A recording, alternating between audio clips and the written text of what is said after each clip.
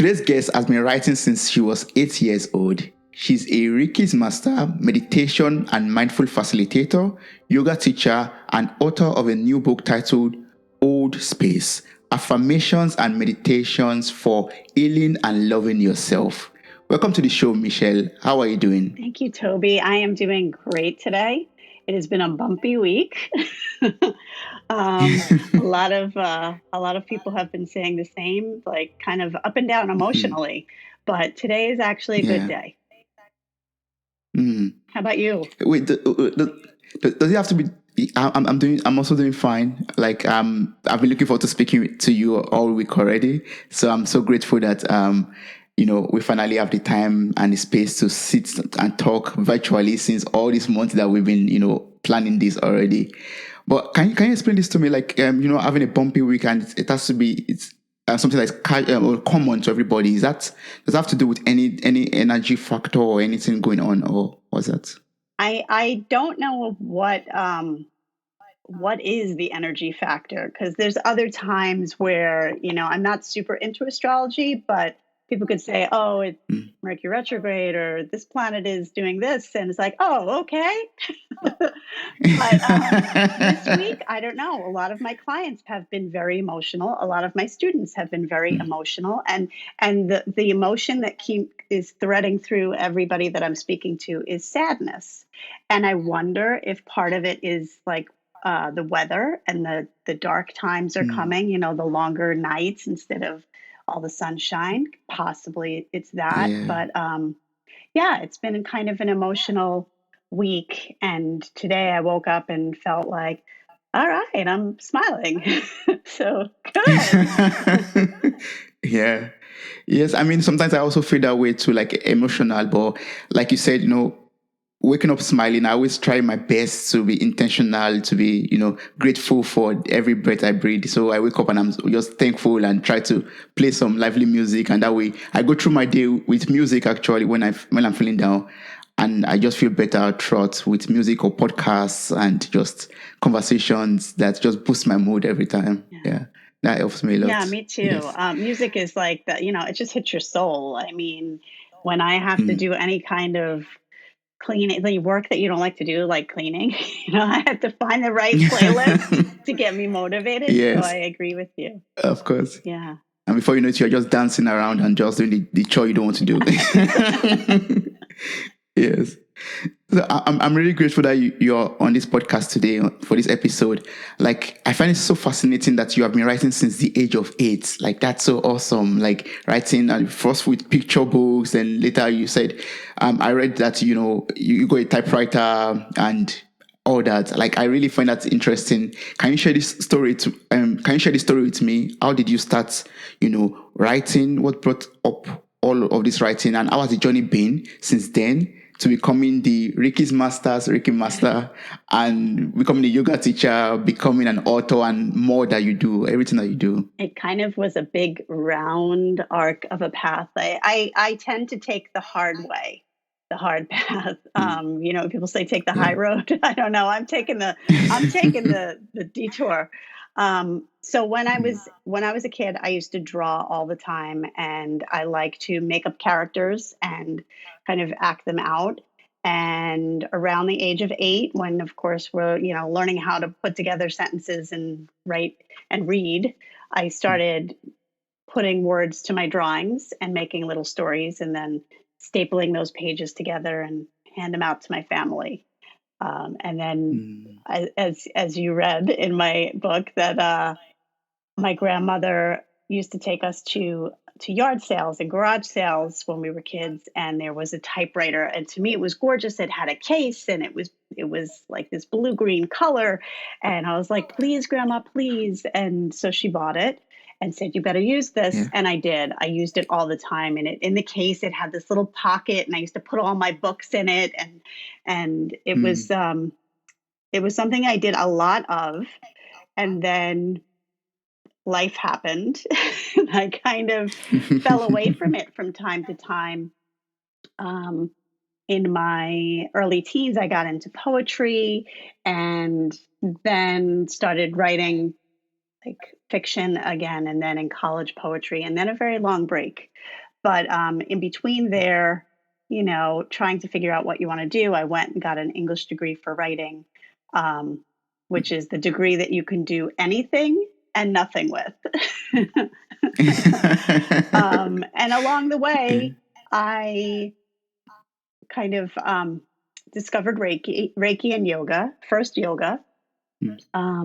When my husband and I got engaged, we were like, we're joining a gym. We're getting in shape. We're joining a gym. So I tried the weights. I tried the bikes. I tried the classes. I hated everything except yoga. And that yoga teacher, we stuck with it after the wedding. And she said, Michelle, you should become a yoga teacher. And both my husband and I did yoga teacher training together. But it felt like home. The first yoga class felt like home. And it taught me a lot about grounding and being in tune with your body and your breath and help stress relief. And that led me to Reiki, because someone that was in our training was a Reiki practitioner. And she did a session on me, and it was beautiful. And she said, you're a healer. Your hands are on fire. And yeah, and she said, you were giving back to me. And I said, okay, well, what do I do with that? And I said, can you teach me? And she said, oh, no, I'm not a master yet. I said, okay. And I just put it on a back burner. And then my husband got sick with cancer, and he started seeing a Reiki master, and she was working with him, and the tumor was shrinking before he even started chemo, which we can't promise that happens, but it did. And so I said, you have to teach me this. Like, it's time. You're my teacher. I have found you. And voila, I kind of found myself. And this is what I do now. And it kind of all made sense, until the writing kind of was still on this back burner, and people telling me, when are you going to start writing again? Or even my spirit guides would say, it's time to write. Like, if I had a session with somebody else, they would say, the guides say you have to write.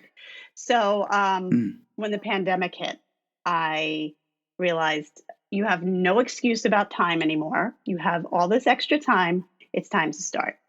And a friend of mine was like, hey, I'm taking this writing intensive, and it's all about accountability. And I said, I'm in. And that was it. I joined the class. I didn't watch one of the training videos, but I committed to writing every day and got it done. Yes. Yeah. Wow, that's so beautiful. So you brought out the typewriter again and you started typing on your typewriter. Oh, how did that go? Well, this time around, it's on a laptop. Yeah. Okay. But do you still have the typewriter, like, to keep and save? And it's still at my parents' garage. So yeah, it still exists. I do hope for a reunion someday, but it's somewhere buried in a box somewhere. But a couple of years ago, my dad actually found all of my handwritten books. So yeah, I went through those a couple of years ago, and there's some good stuff. It needs some work, but it's some good starts. Yeah. For a second book, for example. Yes. Oh, that's so great. So can you educate me on Reiki? Like, what does it mean and how does it work? And how do I find it so amazing that it worked on your husband to reduce the tumor even before he started chemotherapy. That is so amazing. So I really want to know how it works and what it is. Like, can you educate me on this? Sure. So I think the easiest way to explain it for me is to say that we are all energetic beings. We all have energy. We're all made of the same stardust, right? And we all have this kind of, we can call it a light inside us. And that light energy exists in the universe. Plants have this light energy that we can't see, but it exists. And Reiki is that light energy. And when a practitioner or a Reiki master channels this energy, it's more intensive, and it goes through their body, out of their hands to you, whether you're in person or at a distance. It can be sent wherever it's directed. It could cross over space and time. And that energy goes into your body and kind of finds wherever things are out of balance or things are not you, like you're holding on to someone else's judgment, or you're holding on to something that has manifested as pain or illness. And it kind of realigns that stuff and just makes you more you, like the truest version, the best possible version of you. And it doesn't happen all Yeah. at once in one session.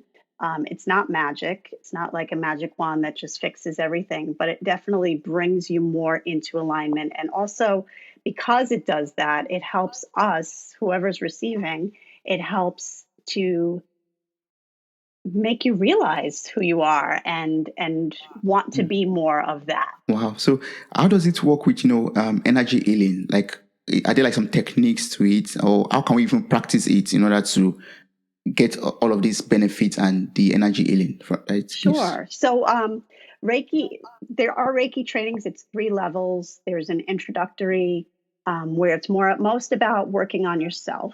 So, I personally believe that everyone should, I hate the word should, but everyone should learn Reiki level 1 so that they have that tool, because it helps reduce stress, it helps you relax, and again, it helps you find yourself, in the big picture and then the long term. And then there's level 2, where you learn how to start working on other people, and you also learn distance Reiki to send it to anyone, anywhere. And then the third level is master level. So that's what I am, as a master. So when you become a master, you practice on other people, but you also can teach. And but there are techniques of energy that people can do themselves, like breath is energy, and the ancient yogis believe that that is the life force energy, is breath. So some simple techniques, and they're in my book too, of how Yeah. to calm yourself or balance yourself with just breath. Mm. Well, and because this has to do with energy, one has to be very careful. So are there like some do's and don'ts, like some rules and regulations to this, in order not to misuse the techniques or to do anything that will mess up the energy? Right, right. Yes. So that's actually a really good point. Reiki itself is 100% pure. Um, it's unconditional life force energy, meaning that be um, it cannot be affected by negative energy. It cannot draw negative energy in with it. It can only dispel negative energy. And of course, there's all kinds of energy out in the universe. But anyone who tries to misuse Reiki, it just, like the laws of the universe, I guess, will not allow it to happen. So it can only be used for the highest good. Whereas there may be other energies that people use. We won't mention any names of them, but that are not always for the highest good. Wow. And you said, the first level, or the first step, or the first one and the first type of Reiki can be done by everybody. Like everyone should be able to do that. So can you like teach me how to do this? Is there like, are there some, for example, you said breathing is a form of Reiki also, like, energy, because breathing is like fundamental or the most important source of energy. But are there like, like the basic first level, first step, baby beginners, techniques that one can learn, or that you could just teach us quickly? So it's not something I can teach quickly. It's like a 1-day class, and it's an attunement, and there's like a kind of a cleanse that you do leading up to it, of like kind of reduce or cut out caffeine and sugar and meat, and yeah, just to get yourself prepped for it. Oh, So it's not something I can teach yes. here, but I can teach some breathing techniques, or even kind of mindfulness that we can work, because those are also things that help us kind of realign and rebalance with ourselves. Wow. But that means I think the best thing for us to do, or for listeners out there who are interested, is to sign up for your course, which is available on your website. I'm going to place the link in the show notes of this episode, so they could sign up for your courses, for your sessions, and get across to you, and maybe try out the first level, or the basic level of Reiki, and see if it's useful to them, which would be useful to Yeah, them. absolutely. And I teach online as well, and it's live on Zoom. And I have had students from around the world that have taken the class, which is great. I mean, that is something that I used to not do, except for special circumstances. And now once COVID hit, everything went online. So kind of a new benefit to people out anywhere in the world that need to learn. Yes, yes. That's great. I'm looking forward to this already, and I'm so excited, to be even to be talking to you right now about your new book. I would love to say, congratulations on your new Thank book. you. It's awesome. It's a wonderful gift that you've given to the world, and I love the title to hold space, affirmations and meditations for healing and loving yourself. It's available now on Amazon. It's available in Barnes and Nobles, available on I think on Ingram Spark also, and some any outlet that will also come out later. All of this information are also available in the show note of this episode and on the website of Michelle, and you could just click on them and order the book and get the book. But before you click on the link, I would love Michelle to tell us about the book. What motivated you to write this book of self-empowerment and self-love? So a lot of my clients come in. A lot of people find Reiki when they're suffering and they feel hopeless and like nothing else out in the world is helping them. Um, so they come to me. Some people who have PTSD, sometimes severe, and they can't just come for one session and then they're done. Like they have a lot of work to do because it's taken a lot of years to get to this point. So a lot of times I would write an affirmation for them to use in between sessions because you can't come do Reiki every day. It's not affordable to do, and it's hard. That's why I like for everybody to learn Reiki 1 because then you can work on yourself. But Yes. if you can't, then I would give affirmations to my clients to work on. And they always told me how powerful they were and how much they helped them, and they would put it on their on their phones so they could always see it, their lock screen. So if they were feeling upset, they could just shake their phone and look at it and read it out. Yes. So I had a whole stack of affirmations, and some of them were very personal and some of them were a little more universal, so I would share them on social media. And I intended, this could be a book. And I have a lot of book ideas always in my head that all the years I've been like, I'm going to write that book someday.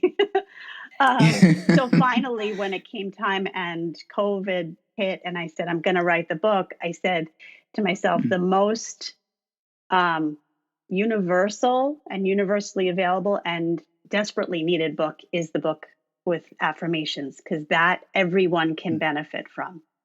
And as I was writing, I started realizing the different areas of pain and imbalance that people experience. And so the chapters included different things that people might need, like forgiveness or mommy issues, daddy issues, inner child work. So Yeah. shadow work. So there's a lot of different topics in there that cover a big spectrum of what we struggle with in life. And particularly in adulthood, we're trying to heal the stuff that happened to us in childhood. So, so that was how it came about.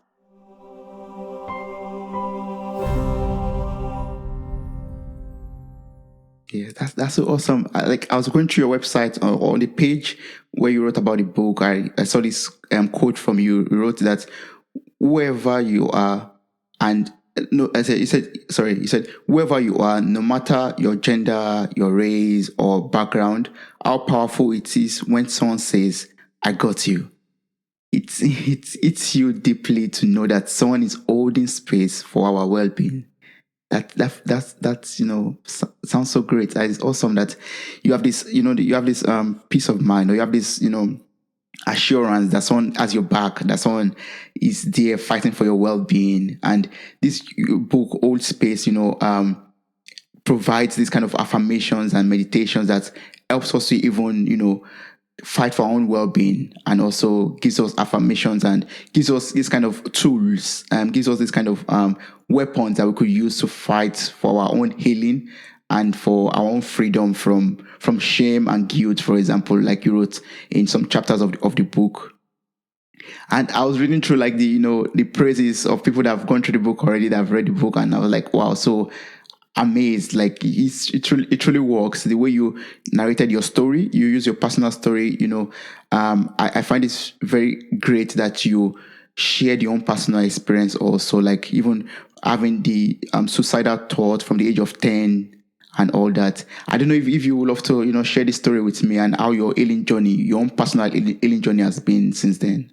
Yeah. So I felt it was important to share a little bit about where I'm coming from, because who am I, this Mm, new writer that you don't know, like, where did they get off saying these things? So, yeah, yeah, I had, 86% of us come from a dysfunctional family of some sort. So I had mm, some struggles. I was a middle child. I was a sickly child, um, and yeah, definitely had some pretty deep, dark thoughts from age 10. Um, and I am a child of the 80s, so nobody went mm. to therapy back then. Nobody talked about their problems, and you That's just true. you just stuck it and stuffed it and kept going. Um, Mm, but yeah, so then in college, I don't know if I want to get into this, but I'll say trigger alert. Um, yeah. I was sexually assaulted in college, and um, I hit rock bottom, my rock bottom of depression. And I had friends who were like, "We're going to psych services," and I was like, "No, I'm fine." And they're like, "You haven't gotten out of bed in days." So they took me to Mm, psych services, and the healing began. And it was really that I don't want to say that the pain that I went through was the righteous, but the gift of therapy at that time was not just healing of that one event, but it helped me start the healing of my own past, and then sent mm, me on this trajectory of finding other ways to heal myself, and through therapy and yoga and Reiki. And I think we are always potentially getting better. I don't ever feel like that. I have had clients who say, when is it done? Like, when am I done with this fight? And feel like we're not mm. done until it's time to go. um, Yes, we're never done. yeah, and even then, Mm, right, exactly. We may come back again in yeah. another body and do it over again too. So yeah, and I think there is there's beauty in the breaks and cracks and imperfections that we have, and the scars, right? So when we heal, Yes, there is yes. beauty in those scars, like that means something. Many women Mm, who have had C-sections, me included, that scar is a reminder of, my babies got here. Like, they came and they had to come out this way, and that's my yeah. battle scars, and I'm proud of it. Mm, So in my book, mm, I actually thank my past for helping me get to where I am, because I could mm. have thrown in the towel, you know, in my early years, Yes. but I didn't. I kept fighting, and I recognize that kind of that paid forward. I made it, and now I want to help other people with their healing, Yeah. and offer Mm. some ways that have helped me along the way.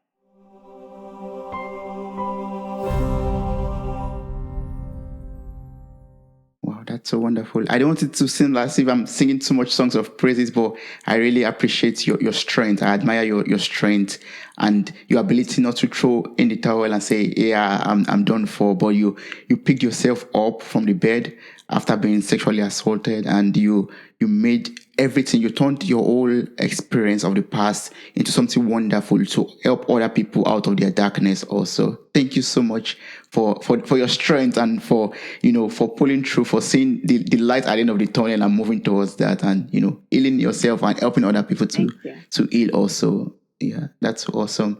And that's why your book is so wonderful, because it's filled with so much phrases, words, like you said already, and practical habits that helps us to tackle, life biggest obstacles, like you already shared from your story already. So is it possible for you to give us like some secret or some tips from the book for those who are yet to buy the book? Like, can you share some of these, or can you teach us some of these habits that we could use to tackle life biggest obstacles, and how can we hold space for ourselves and for our healing? Great question. Great question. So my first go-to of when I am feeling out of balance is always breath. Um, Yoga, I'm so glad I learned yoga first because it helps me get grounded. Because back in my, college years, I thought that yoga and Reiki were this really like woo woo out there kind of thing. But as I Yeah. got older and then actually did yoga, I realized how great it was. So the first thing that I go to is breath, because a lot of people say they can't meditate, they don't know how to meditate. So breath is the first place to go because breath is a meditation. It's an active meditation. So my favorite breath is what I call balanced breathing, but it has become this boxed breathing that's trending. That's the name that's trending now. Mhm. And it's basically breathe in for 4, hold for 4, breathe out for 4, and hold out for 4. Would you like us to do it together? Yes, please. Let's try it together. Okay. Yes. Okay. So breathe in, 2, 3, 4. Hold, 2, 3, 4. Breathe out, 2, 3, 4. Hold out, 2, 3, 4. Breathe in, 2, 3, 4. Hold, 2, 3, 4. Breathe out, 2, 3, 4. Hold out, 2, 3, 4. Breathe in, 2, 3, 4. Hold, 2, 3, 4. Breathe out, 2, 3, 4. Hold, 2, 3, 4. Breathe in, 2, 3, 4. Hold, 2, 3, 4. Breathe out, 2, 3, 4. Hold, 2, 3, 4. Go back to your normal breath.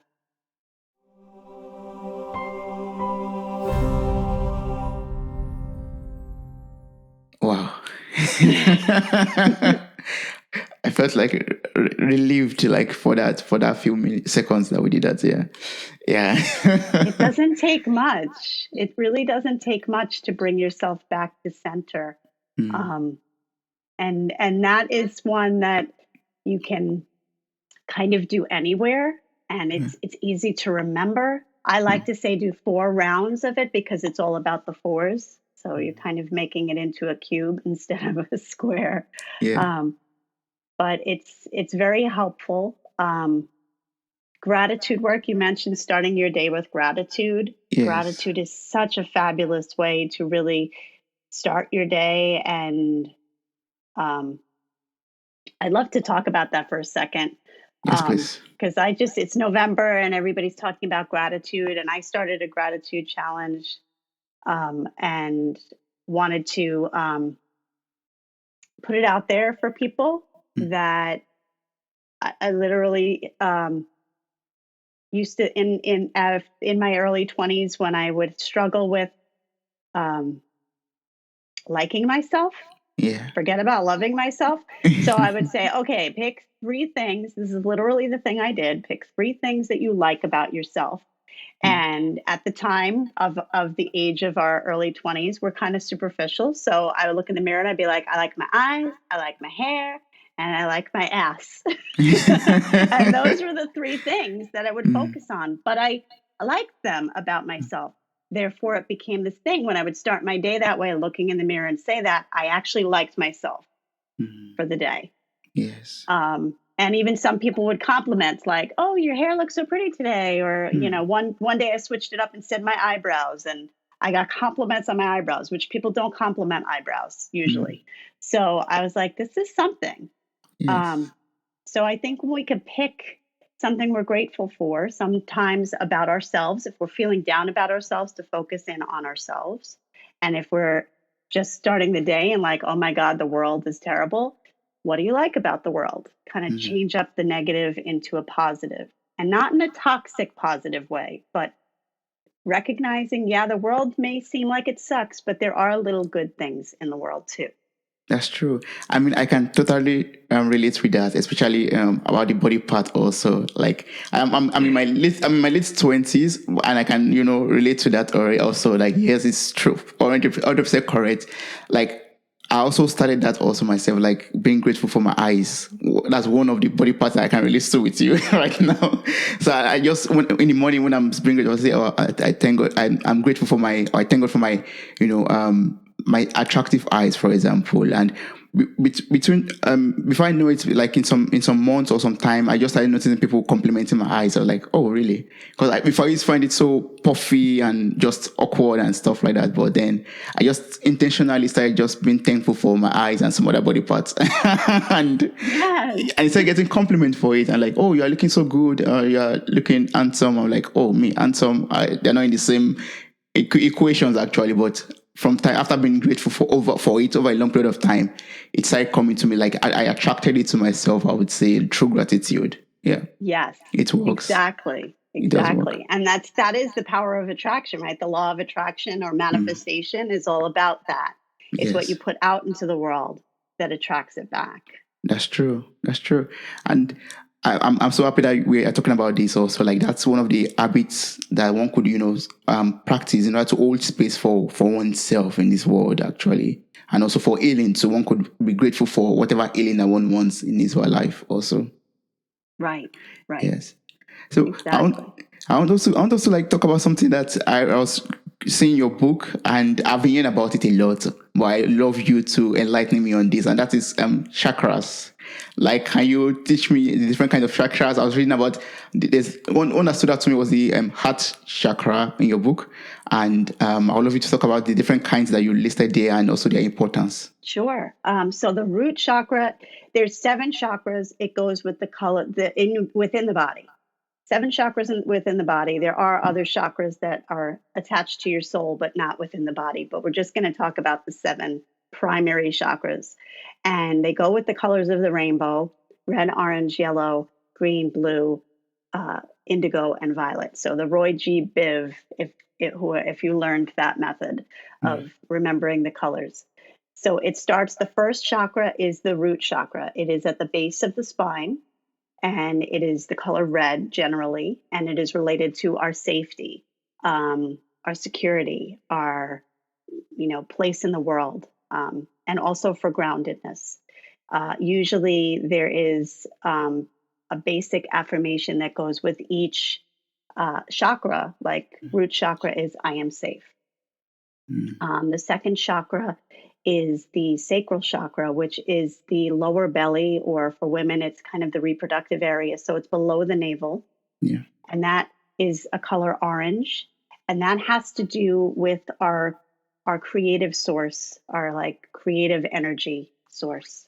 So it is kind of what we put into the world, Yeah. even what we put of ourselves into the world, because it's this, when we create, we're always putting something of ourselves into the creation. So it's That's true. beyond just creative power. It's kind of part of who we are, in an identity way. And then the next chakra is above the navel, and it's kind of across the lungs and the solar plexus. And that is the color yellow. And that has to do with our self confidence and our willpower and our belief in ourselves. And then the heart chakra is green in the way of the rainbow. It's the color green, but a lot of people refer to it as pink because pink is this universal color of love. Yes. And it is all about love for yourself, love for others, compassion. It's all the different kind of facets of love. And loving yourself is probably the biggest part of that, because I mean, we always hear this, right? That if you don't love yourself, you can't love other people. If you don't love Exactly. yourself, you're not going to attract the love that you need. You're going to attract the love that you feel for yourself. Yeah. Um, and then the next one is the throat chakra, which is blue. Hmm. And the throat chakra is about um, our expression, usually emotional expression. So it has to do with, it does go hand in hand, in my opinion, with the sacral chakra because we have creative and then we have expression. So if one of them is out of balance, the other one usually is too. And then the third eye is the indigo one, and that is your intuition, your connection to the beyond or the psychic abilities. But it also regulates our sleep. And the last one is the crown chakra, and that is at the top of the head, and that is considered violet. And that is these two kind of work together with you connecting with your intuition, your higher self. If if you believe in the divine heaven, that is your connection to that. Yeah. And how can we explore these chakras and make use of them to to get the full benefit out of them? I love to do visualization as well as breath with Hmm. working the chakras because we can rebalance them ourselves with just breath and visualization. So if we kind of close our eyes and breathe into the lowest part of our lungs, we can kind of imagine that the breath is going down to the base of the spine and see. Now, not everybody can see and visualize, but we can imagine that there is a red glowing light down at the base of our spine. Hmm. And I like to, like I said, add affirmations, little short ones. So breathing into the bottom of the spine and saying, I am safe. I am safe. And just stay there and breathe and sit with it for a little bit. Mhm.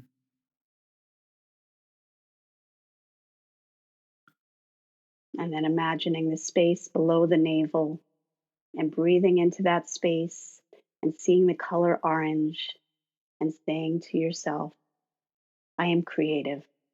I am creative.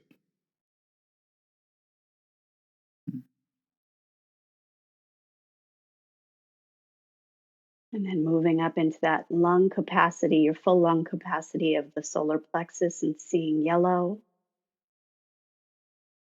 And just breathing in and out of that space and saying to yourself, I am confident. I am confident.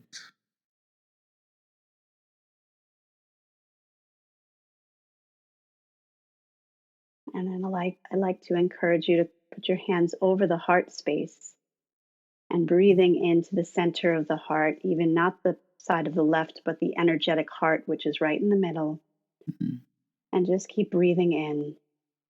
And this one I like to do 3. I am lovable.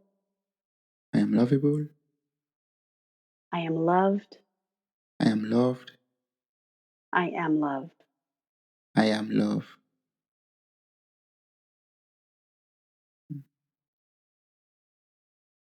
And if you're visual, you may see the green or the pink or both.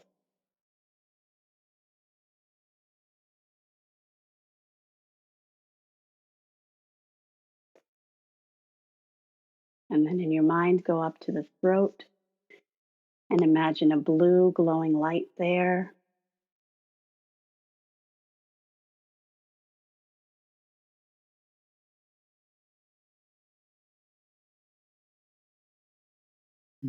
And the affirmation is I speak my truth. I speak my truth.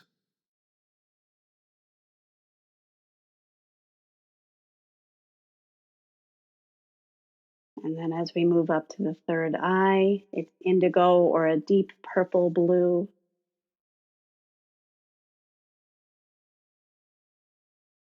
And imagine that colorful light just filling up the headspace. And the affirmation is I am intuitive. I am intuitive.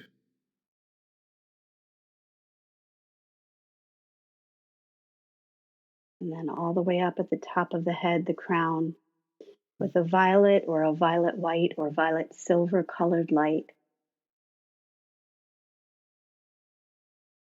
And the affirmation is purely, I am.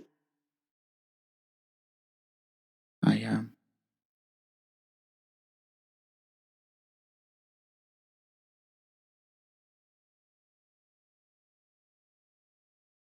You just take a nice deep breath all the way in, as deep as you can, and breathe out completely, emptying your lungs completely. And just be aware of your body, mind, and soul connecting and balancing.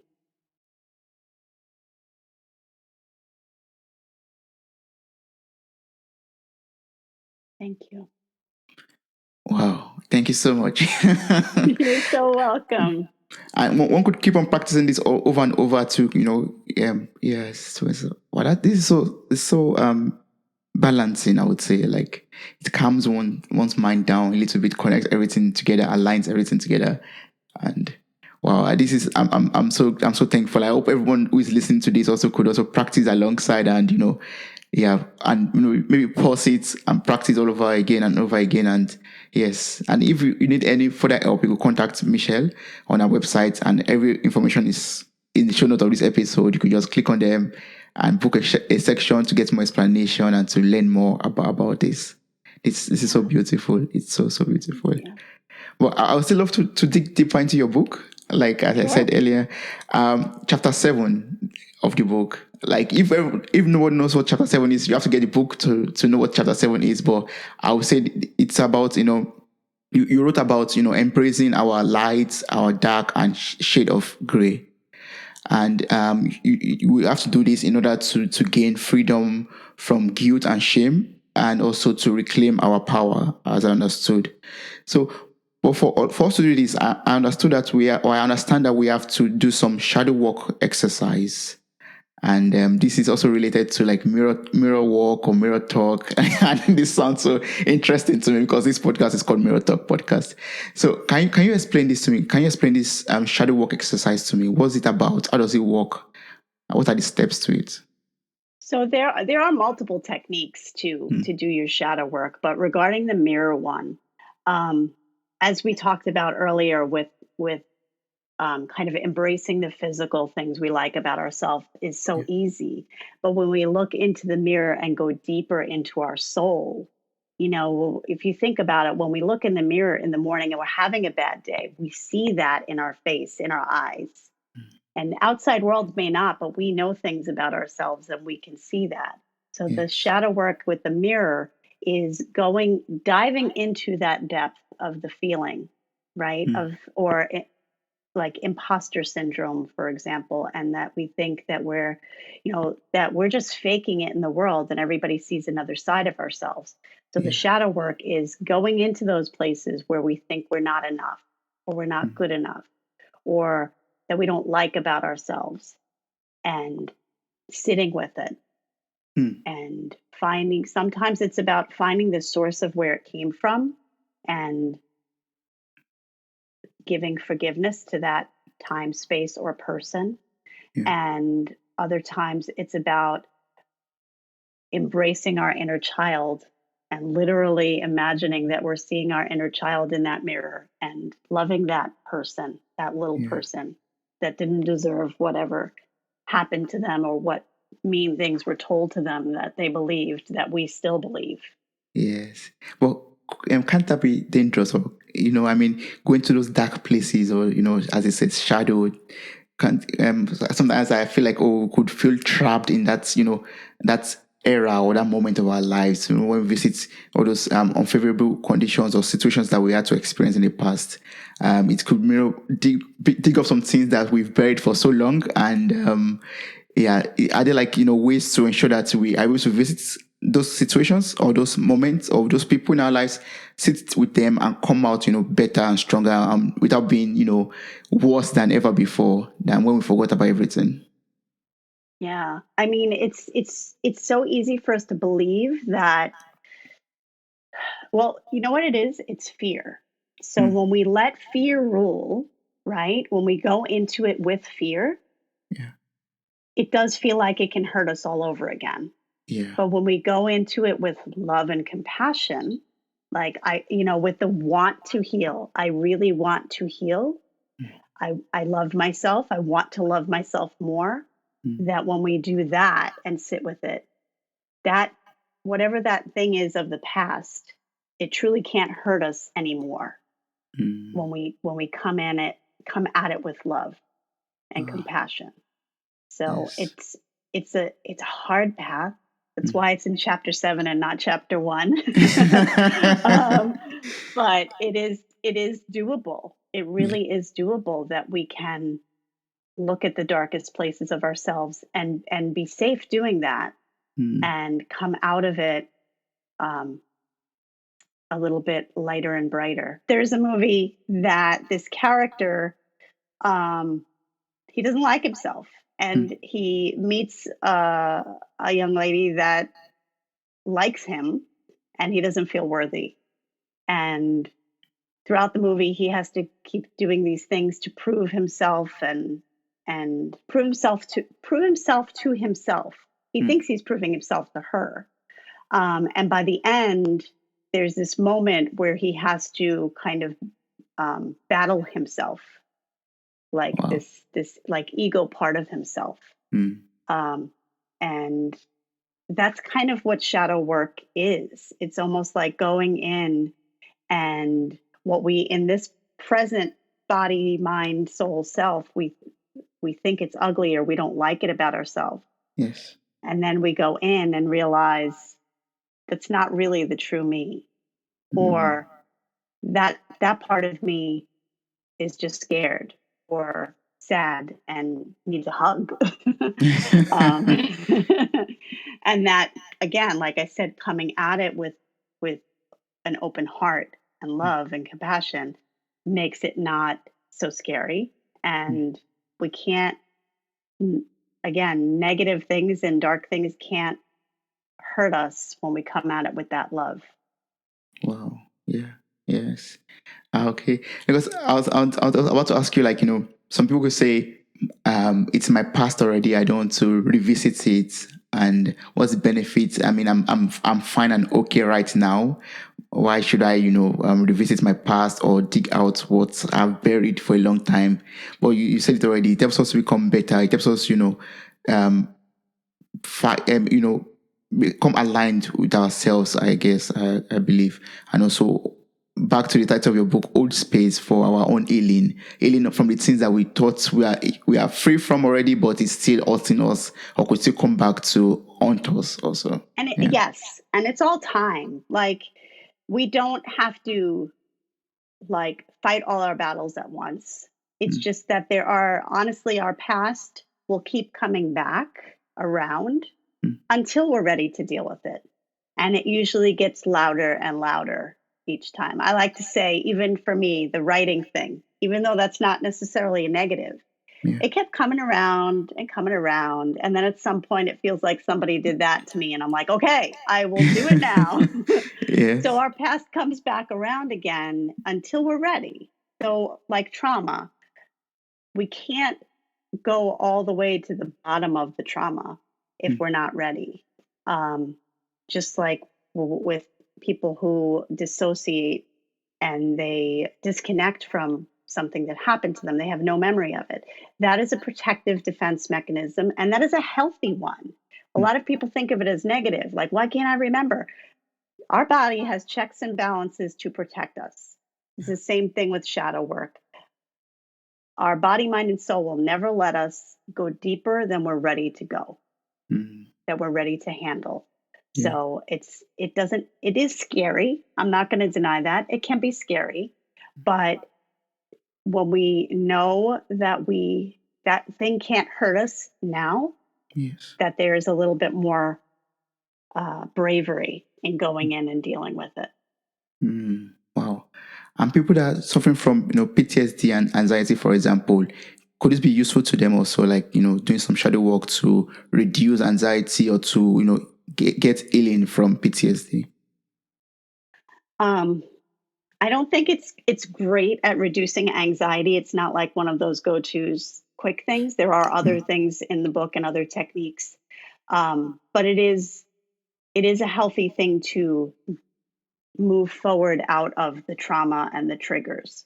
And it's Okay. not, triggers exist possibly throughout our lives, but when we do the deeper shadow work, it has less intensity over time because we can catch ourselves in the trigger and kind of talk ourselves down from that. Like, I'm safe now. This experience is a very long time ago. It is not now. The experience I'm having right now is not threatening or as threatening.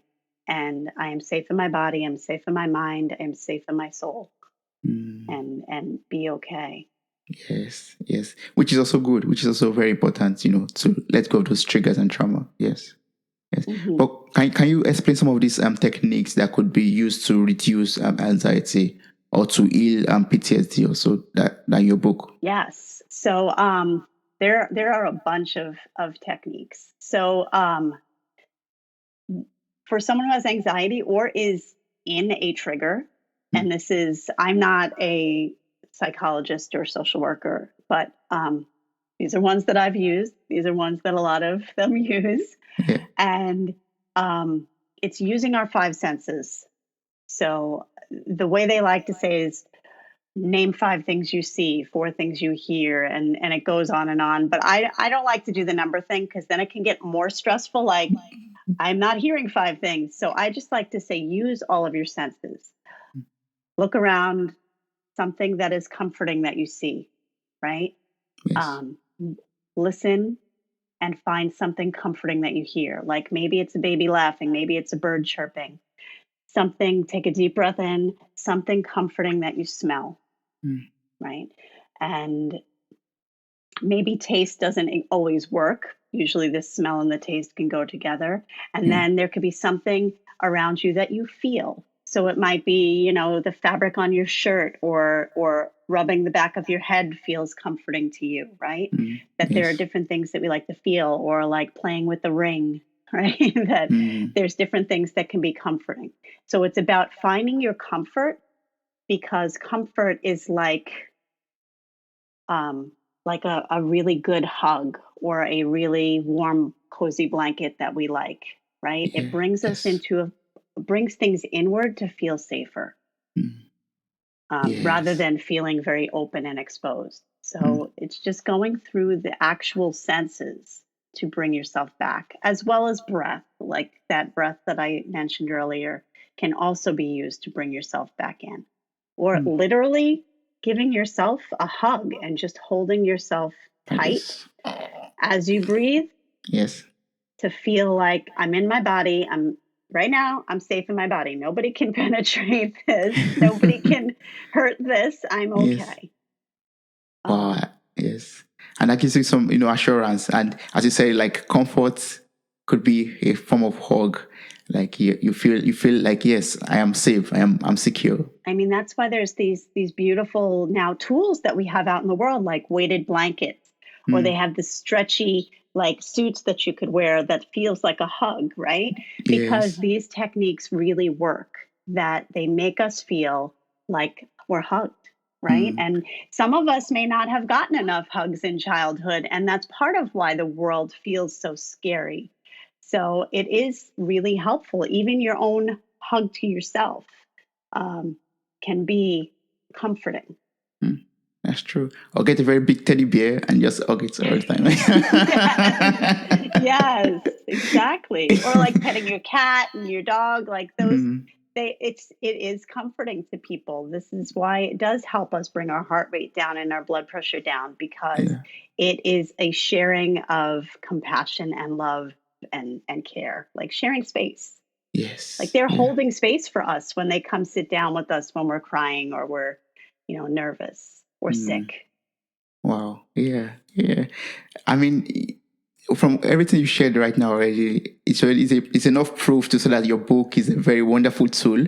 It's filled with so much, practical habits, practical tools that we could use to, tackle all life problems, or maybe not all life problems, but the major life problems that we could be having, like, when anyone is having anxiety or PTSD, or trying to, fight some past traumas, or having some pains and having some troubles. One could just read the phrases, one could read the words, the quotes and everything, and, feel better, get that hug that you deserve, and to feel safe, and also just push forward in order to heal, and in order to love yourself even more. That's so wonderful. So once more, just as a reminder, the book's on Amazon. It's at Barnes and Nobles. Also is on Ingram Spark also, and you don't have to search online. You could just click on the link in the show notes of this episode and just get to Michelle's website and get all the necessary links to any outlet that is favorable to you. That was so awesome. So I also know you are a meditation and mindful facilitator also, and I would love you to give me some tips on mindfulness. Like, can you share, in this world where we have so much of distractions and a lot of things bothering our mind or fighting for our attention, like, can you share some tips that could help us to be more mindful despite all the distractions? Sure. Well, some of them I already shared, like that, the breathing and using our senses, right? Yes. That can help with being more mindful and getting more grounded and centered. But also, doing your own closing the eyes and just using your other senses to kind of find your space in the world. Some people closing eyes can feel unsafe. So just kind of like lowering your eyes and just looking down at the floor and looking at one thing, or using just your eyes as your sense and focusing on something, really far away, or something colorful or pleasant. Kind Yeah. of like when women are in labor, it's encouraged to have a focal point. Like, to do that can help you just concentrate on one thing. And that's mindfulness and meditation go hand in hand. That a lot of people think my meditation is this thing, and we imagine people sitting with their legs crossed and being really still and super zen and chill. And it's not always how it is. It could be a walk outside, getting outside and smelling the leaves as they're changing, or the rain coming, or the grass was just mowed. Those kind of using your senses out in the world can Yes. help with mindfulness. I actually really like moving meditation or mindfulness out in nature, because nature helps us stay grounded. And when Yes. we're grounded, we feel safer in the world. Is that what you refer to as nature healing in your book also? Yes, yes. Ah, yes, yes. That's in chapter 1, I believe, somewhere up there. Yes, yes. I'm a big Yes. fan of, like, I'm a tree hugger. I like to, like, let the Yes. trees help us with grounding, and um, in my opinion, in energetic terms, we are somewhat like trees. Yeah. We need water, we need sun, we need each other, right? So trees have this network and they connect to each other. We do need each other. We are social beings. That's So true. even if we can't feel safe in a group of people, or because of COVID, or even anxiety or trauma, we can get out in nature and be communal with the trees and the Yeah. animals out there and things like that. Yes. Wow. This has been so awesome. Like, I know there are a lot of people who love to, work with you, connect with you, and, try to find more information or find more, answers to their questions that we are not able to cover in 1 hour of this podcast episode already. So what's the best way to work and connect with you? So I am, there's my website, of course, Yes. email, uh, message. I'm on Instagram as well, at my Reiki healer is a great way for anyone to get in touch with me. Um, that's pretty much it. And then, like you said, I want to also mention that the book is available internationally. You can pretty much ask any bookstore to order it for you. I made sure that it was available in that way through Oh, that's Ingram good. Spark, so that you could do that.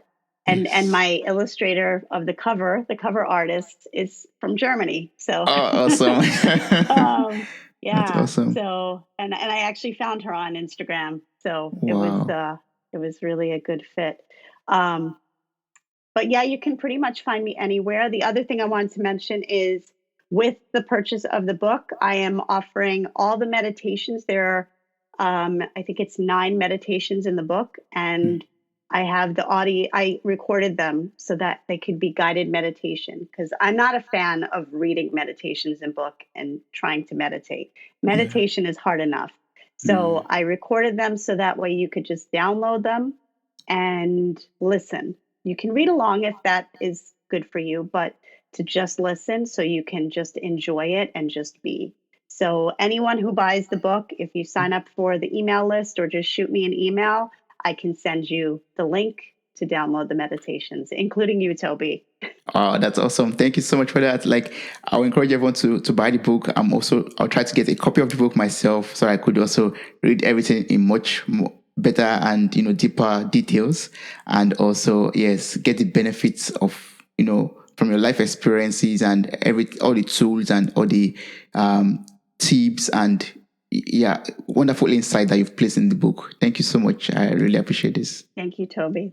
Wow, you made it to the very end of this episode. Thank you so much for listening. I'm grateful for your time, your love, and your contributions. Subscribe, like, review, and share this podcast. God bless you. Bye.